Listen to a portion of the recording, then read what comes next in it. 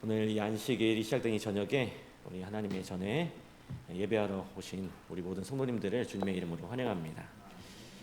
제가 방금 이 환난과 핍박 중에도 이 찬양을 부르면서 문득 여기 옛 성도가 나오는데 문득 나도 누군가에게는 옛 성도가 되겠구나 라는 생각을 하게 되었습니다. 우리 옛 성도 신앙 본받아 원수도 사랑하겠네. 옛 성도, 우리의 옛 성도는 누가 있을까요? 성경에 여러 인물들도 있고 또 우리의 전 세대 부모님 세대의 신앙을 하셨던 분들, 그분들의 신앙의 모습을 우리가 이어받아서 오늘 이 자리에 있습니다. 또 우리가 누군가에게 이 신앙의 모습을 또 물려줘야 하는데 한 사람의 이제 옛 성도가 될 성도로서 정말로 우리가 하나님께 충성하는 모습을 보여서 그 옛 성도, 우리를 옛 성도라고 부르는 그 세대들에게 귀한 본이 되는 우리 모두가 되었으면 좋겠습니다. 우리가 계속해서 정노의 계단의 말씀을 좀 살펴보고 있는데요. 인류를 향한 하나님의 사랑부터 시작해서 죄인에게 필요한 그리스도, 또 지난 2시간에는 회개에 관하여 말씀을 살펴보았습니다. 그리고 오늘은 우리의 신앙 여정에서 가장 중요하고도 어려운 주제 중에 하나인 이 고백, 이 죄의 자백에 대한 그 말씀을 좀 나누고자 합니다. 어떻게 보면 이 회개랑 좀 비슷한 것 같지만 이 정노의 계단의 회개의 다음 단계에 이 자백이라고 하는 단계가 또 있습니다. 성도 여러분, 제가 여러분에게 한 가지 고백할 게 있습니다 라고 말하면 여러분 어떤 기분이 드십니까? 뭘까? 아마 대부분의 사람들은 알 수 없는 어떤 긴장을 가질 수도 있겠어요. 갑자기 무슨 고백을 할까? 이 목사님이 뭔 큰 잘못을 했나? 굉장히 중요한 비밀을 좀 말하려고 하나? 라는 생각을 할 것입니다. 이 고백은 단순히 이 말을 하는 행위를 넘어서 오랫동안 숨겨왔던 어떤 것을 드러내는 용기 있는 행위입니다. 그래서 평소에 하는 말과는 평소에 하는 말의 무게와는 좀 다른 무게가 있고 다른 의미가 있어요. 여러분, 세상에서 가장 하기 어려운 고백이 뭘까요? 가장 하기 어려운 고백. 자기의 가오. 좀 너무 무거운데요. 사랑 고백이 참 하기 힘들다고 합니다. 누군가를 좋아하지만 그 마음을 말로 표현하는 것이 왜 그렇게 입 밖으로 잘 안 나오는지 그런 경험 해보셨습니까? 멋진 옷을 입고 예쁜 꽃을 준비하고 수많은 멋진 말들을 머릿속에 이렇게 수없이 연습하지만 막상 그 사람 앞에 가서 이 사랑한다는 흔한 말을 하지 못하는 겁니다. 그 말이 잘 안 나오는 거예요. 그리고는 아무 말도 하지 못하고 어색하게 웃어버리는 것이 바로 사랑 고백입니다. 그리고 이 사랑 고백은 그 상대방의 이 반응을 알 수 없기 때문에 어떤 설렘과 동시에 두려움 또한 공존합니다. 거절할 수도 있으니까요. 그러나 오늘 우리가 생각할 이 고백은 이 사랑의 고백과는 좀 다른, 훨씬 더 무겁고 떨리는 그런 고백입니다. 우리 정노의 계단에서 말하는 고백은 영어로 confession이라고 되어 있어요. confession. 이것은 사랑 고백이 아니라 우리의 죄의 자백을 의미합니다. 자신의 어떤 부끄럽고 민망한 잘못을 인정하고 숨김없이 이제 드러낸다, 고백한다라는 뜻이죠. 이 고백이 나의 어떤 부끄러움을 마주해야 하기 때문에 어쩌면 이 사랑 고백보다도 훨씬 더 큰 용기와 떨림이 있습니다. 아마 어렸을 적이나 나의 어떤 아주 작은 죄를 부모님에게나 한번 고백해 본 적이 한 번쯤은 있을 거라고 생각합니다. 저도 어렸을 때 제가 잘못하고서 저희 그 부모님께 저의 잘못을 고백했던 적이 있습니다. 이 고백이 이렇듯 이 고백이라고 하는 것이 나의 어떤 죄를 고백하는 것이 여러분 쉬울까요? 어려울까요? 쉽지 않습니다. 이 죄의 고백은 언제나 이 고통스럽고 이 죄의 자백은 언제나 더 고통스럽습니다. 그런데 우리가 성경에 보니까요, 우리에게 분명하게 말씀하고 계세요. 하나님께서 우리가 이 고통스러운 고백을 꼭 하기를 원하신다는 것입니다. 우리 요한에서 1장 9절의 말씀 함께 보도록 하겠습니다. 요한에서 1장 9절입니다. 함께 읽도록 하겠습니다.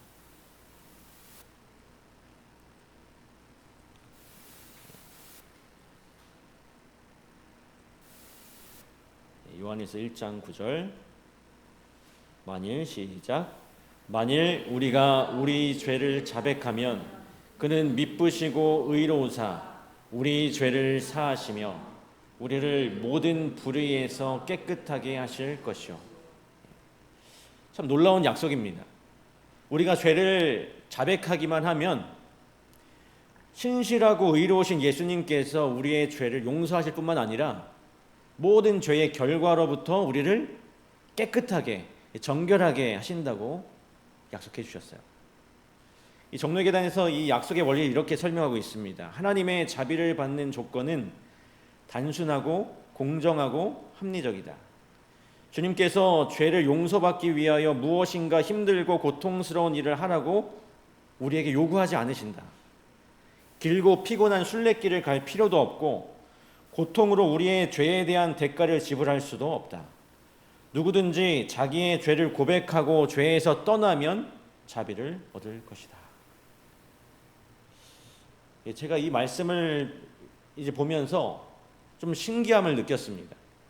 분명 제 경험상 이 죄를 자백하는 것은 참 고통스럽고 힘든 일인데 오늘 이 말씀은 단순하고 공정하고 합리적이고 힘들고 고통스러운 일을 할 필요가 없다고 이렇게 말하고 있어요. 분명 이 죄를 고백하는 것은 고통스럽고 힘든 일인데 힘들고 고통스러운 일을 할 필요가 없다라고 이 말씀에서 이야기하고 있는 것입니다. 왜 제 생각과 이 말씀이 차이가 있을까요? 여러분, 그 이유는 우리가 하나님이 아닌 이 세상의 원리에 익숙해 있기 때문에 그렇습니다. 이 세상은 이 염치를 참 중요하게 생각합니다. 우리는 이 사람이 참는데 한계가 있다는 것을 너무나 잘 알고 있죠. 만약 내가 잘못을 저지르고 또 저지르고 매번 가서 죄송합니다라고 말만 한다면 여러분 매일매일 죄송하다고 하면 기분이 좋으시겠어요? 맨날 똑같은. 사람들은 참는 것도 한두 번이지 어떻게 매번 그러냐면서 용서하지 않습니다. 너도 참 답이 없다라고 말하면서 결국 우리를 용서하지 않아요. 그래서 우리는 이 죄의 고백마저도 이 염치에 기반해서 어느 정도의 진정성을 보이기 위해서 갈고 닦아야 한다라고 생각합니다. 왜냐하면 우리가 살아가는 이 세상의 원리와 사람들의 반응을 너무나도 잘 알고 있기 때문에. 그래서 우리는 이 죄에 대한 고백에 앞서서 용기를 내야 하고 담대한 마음으로 어렵게 해야만 한다고 생각하는 것입니다. 그런데 예수님께서는 아주 단순하게 말씀하세요. 단순하게 죄를 말하라. 그러나 그럼에도 우리는 여전히 우리의 죄를 고백하기를 주저하고 있다라고 하는 것입니다. 한 심리학자가 이런 말을 했어요. 거짓말을 전략적으로 사용하는 능력이 아동 발달 과정의 핵심 단계라고 이야기했습니다. 거짓말을 전략적으로 사용하는 능력이 이 아동이 성장하고 발달하는 그 과정의 핵심 단계라고 이야기를 합니다.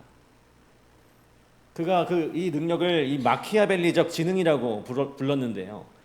타인을 이해하는 사회적 능력을 토대로 기만적이고 이기적인 언어를 사용해서 자신의 이익을 취하는 능력을 의미한다라고 설명했습니다.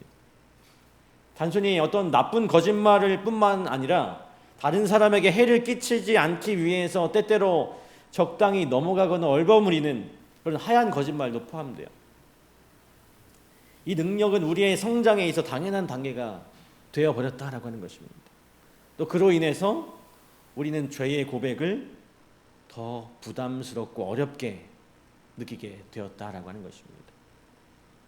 우리 교회 증언 사건에 보니까요, 거의 지혜로운 백성이란 알고 있는 모든 죄를 고백하기까지 만족해서는 안 된다라고 말하고 있습니다.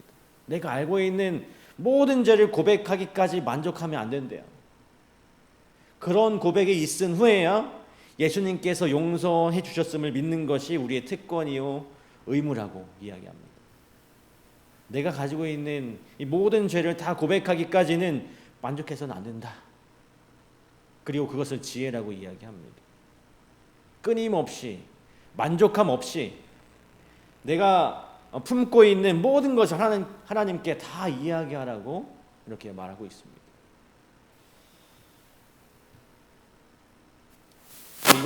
이것은 이 세상에 우리가 알고 있는 이 세상의 염치와는 매우 다른 이야기죠. 이 정도는 뭐 얘기 안 해도 되겠지, 자연스럽게 넘어갈 수 있겠지라고 생각하는 수많은 문제들이 세상에 수두룩합니다. 저 사람을 위해서 이 정도는 넘어가는 게 낫지, 이 정도는 관계를 위해서 숨기는 게 훨씬 좋아라고 생각합니다. 그러나 사람과 사람의 관계가 아니라 나의 죄를 다루시는 예수님과의 개인적인 관계에 있어서는 절대로 모든 죄를 고백하기까지 만족하지 말라고 하나님께서 오늘 우리에게 말씀하십니다. 아무리 작은 죄라도, 아주 작은 죄라도 숨기지 말고 이야기하라고 말씀하세요. 우리가 담대하고 염치 없이 고백할 수 있는 유일한 근거가 있습니다. 그것은 바로 우리가 조금 전에 읽었던 요한일서 1장 9절에 기록된 약속이에요. 하나님께서 그렇게 말씀하신 이유는 그 고백을 받으시고 감당하시는 분께서 바로 미쁘시고 의로우시기 때문인 것입니다.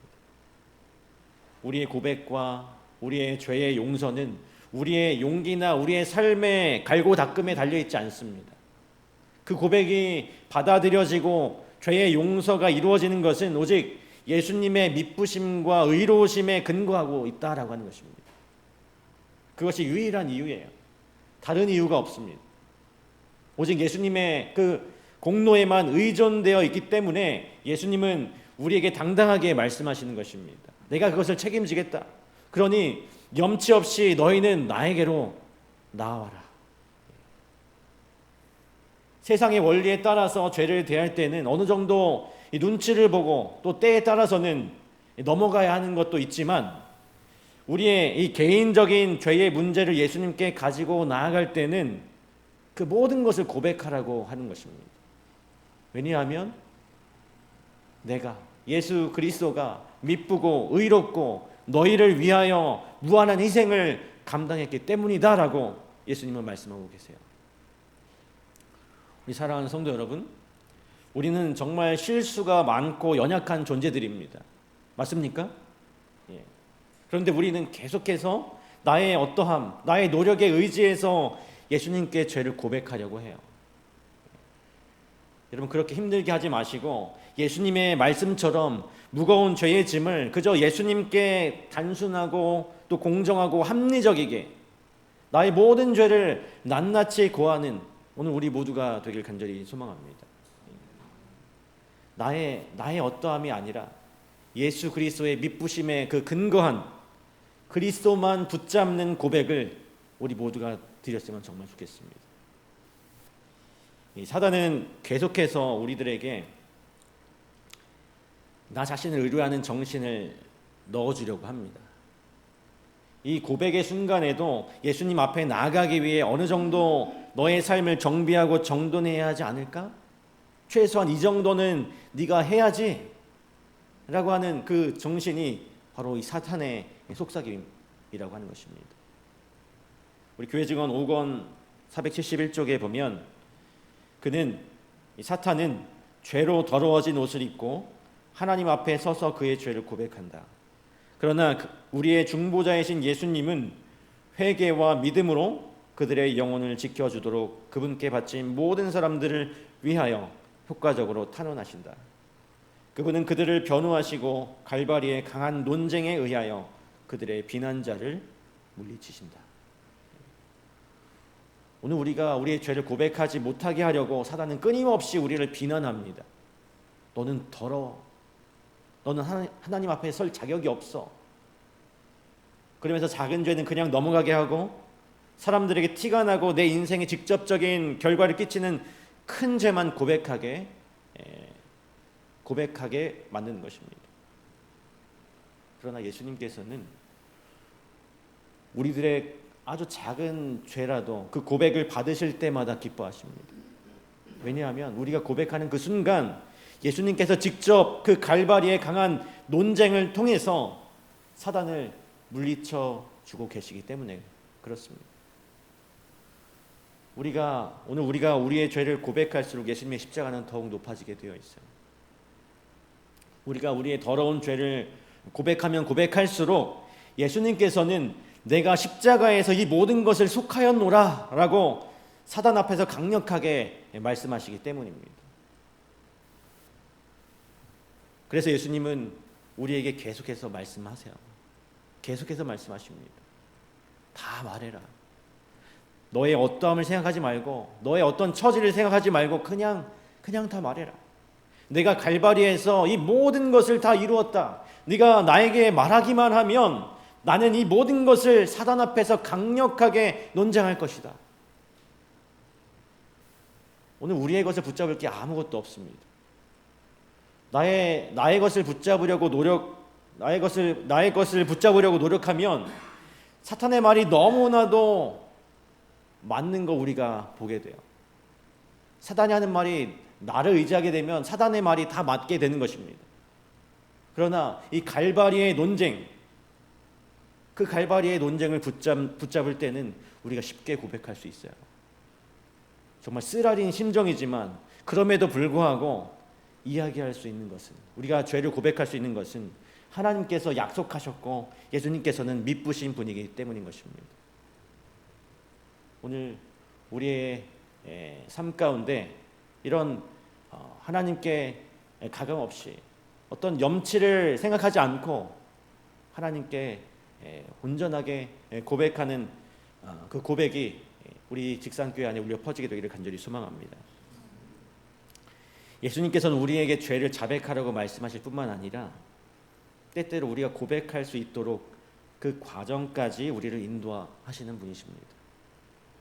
바로 이 다윗의 회개가 그 예였어요.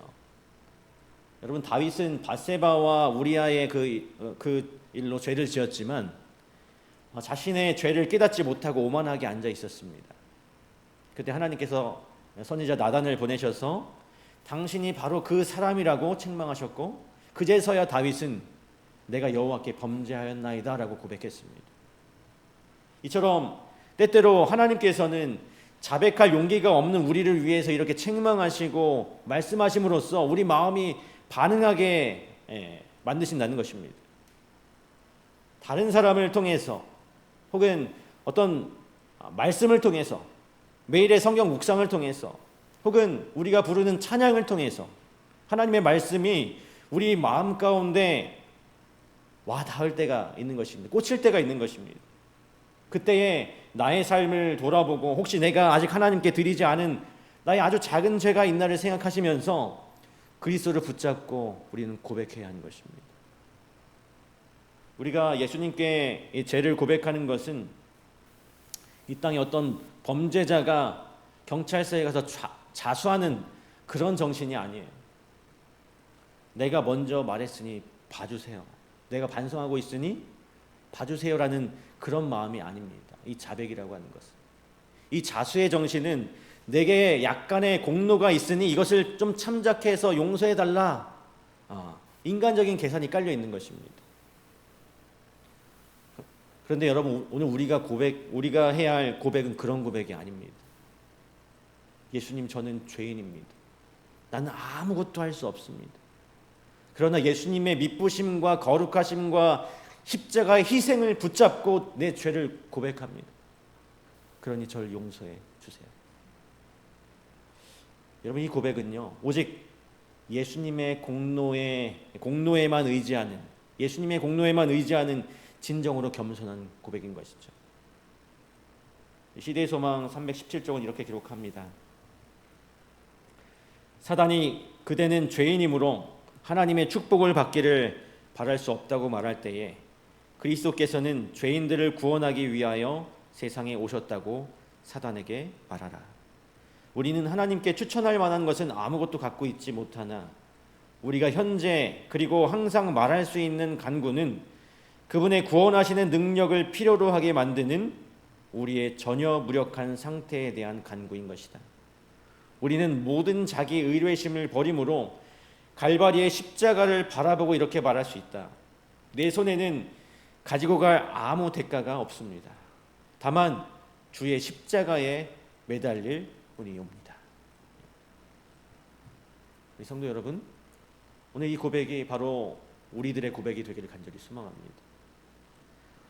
자수했다는 것, 죄를 뉘우치고 있다는 것, 다시 어떻게 살겠다고 노력하고 있다는 것, 이 모든 것은 고백 후에 하나님께서 우리에게 주시는 은혜에 대한 반응일 뿐입니다.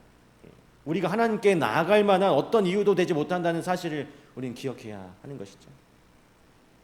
예수님께서 마태복음 8장에서 백부장을 만났을 때 그 백부장의 그 믿음을 보시고 깊이 놀라시며 기뻐하셨습니다. 이 백부장이 그의 종이 중풍병으로 아파서 집에 누워있다라고 말했지만 예수님께서 내가 가서 고쳐주리라고 이렇게 말씀하시자 이 백부장은 뭐라고 했습니까? 주여, 내 집에 들어오심을 내가 감당하지 못하겠습니다. 다만 말씀으로 하옵소서. 그러면 내 하인이 낫겠나이다. 이렇게 고백했어요. 예수님께서 이 고백을 들으시고 이 백부장의 고백을 들으시고 내가 진실로 너희에게 이르노니 이스라엘 중에 아무에게서도 이만한 믿음을 내가 보지 못하였노라. 칭찬하셨어요. 이 백부장은 자신이 예수님을 감당할 수 없는 존재임을 인정했습니다. 그러나 동시에 예수님께서 어떤 분이신지 정확하게 알고 있었어요.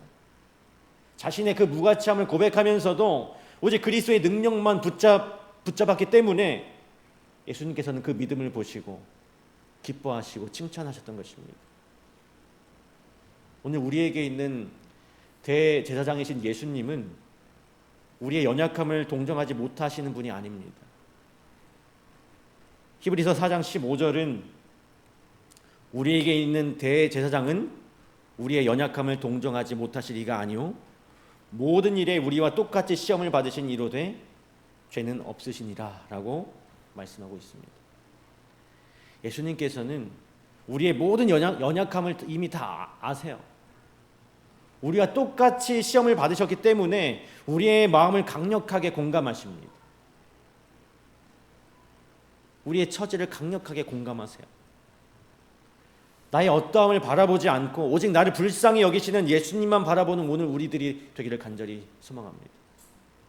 우리는 어쩌면 예수님께 너무나도 많이 기도하지 않고 우리의 작은 죄조차 고백하지 않고 있는지도 모릅니다.